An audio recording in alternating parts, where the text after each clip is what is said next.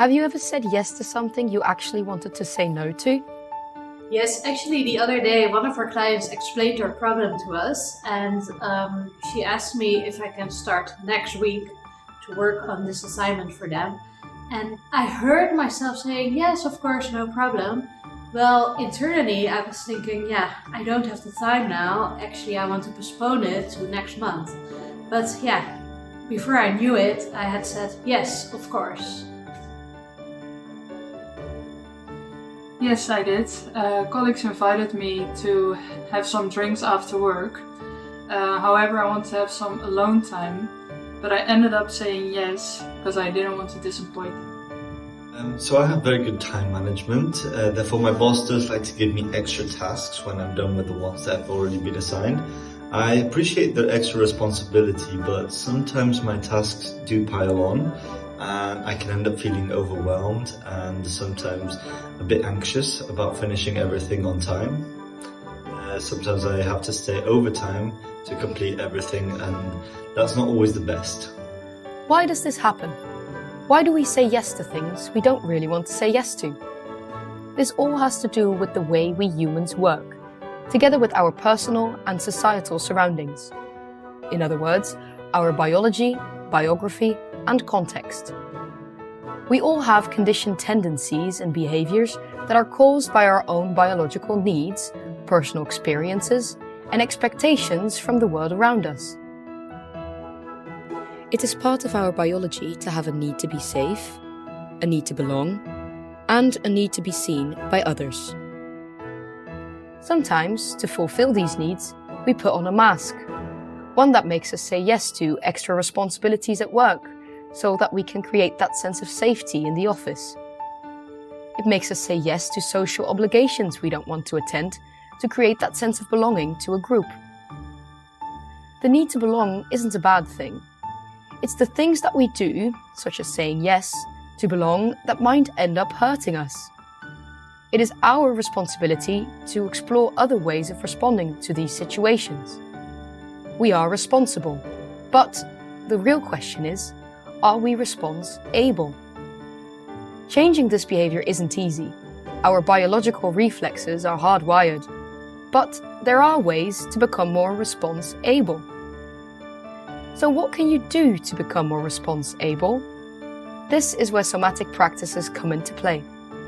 Somatic practices focus on the connection between the mind and the body, recognizing that our physical sensations, emotions, and thought patterns are all interconnected. By engaging in somatic practices, we can develop a heightened awareness of our bodily responses to different situations. Remember, by saying yes to requests to stay late at work or to take on extra responsibility, you indirectly say no to having time for yourself. By saying yes to social obligations you'd rather miss out on, you say no to getting some rest after a long day at work. It's time to start saying no, so you can start saying yes to yourself and your own well-being. The following practice will help you to say no and to decline unwanted requests in the future. Make sure you do this exercise with a partner.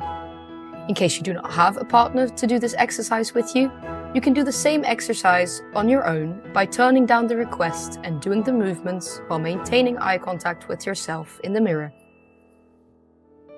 To start off the practice, you and your partner stand opposite from each other.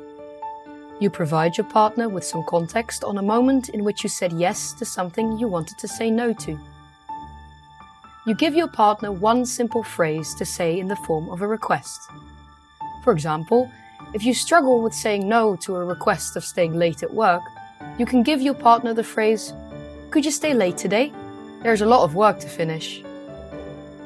Your partner now puts one foot forward and extends their opposite arm and speaks the request. You let your partner come towards you and push you with their extended arm. Do you see what happened? There was no way around the request, so your partner was able to push you over. This translates to you accepting the request instead of rejecting it. You were too stuck in your own thoughts to ground yourself, which is necessary for saying no. The somatic practice of centering is a good way to gain that ability to ground yourself in high-pressure situations. Let's have a look at how that works. To center yourself, start by standing with feet hip-width apart. Focus on your sensations, placing a hand on your belly to locate your center of gravity.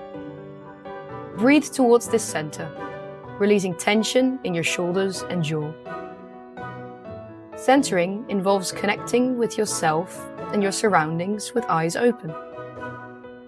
There are 3 dimensions: centering in length for pride and dignity, centering in width for connections, and centering in depth for aligning with your aspirations. Integrate all dimensions simultaneously by breathing from your center and ensuring a balanced focus on length, width, and depth. Now, let's try the same exercise again. Line up opposite from your partner.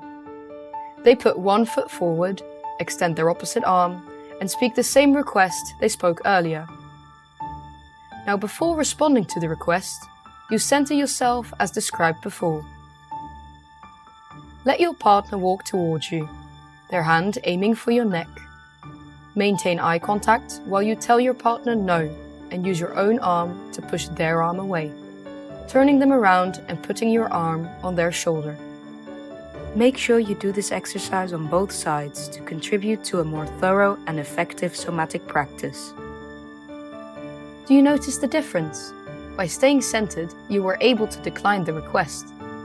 You were able to stay grounded in your needs while still meeting the other person where they are by making eye contact. This gives you the ability to say no when you get a request for something you don't want to say yes to. How does that feel for you?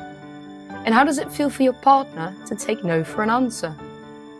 Incorporating this practice in your daily activities will help you in the long term when it comes to setting boundaries, without getting stuck in your head with negative thinking spirals. At Doors Open, we offer a variety of services that will enable you to set boundaries and make a sustainable change. We host embodied leadership retreats, workshops, and offer personalized somatic coaching.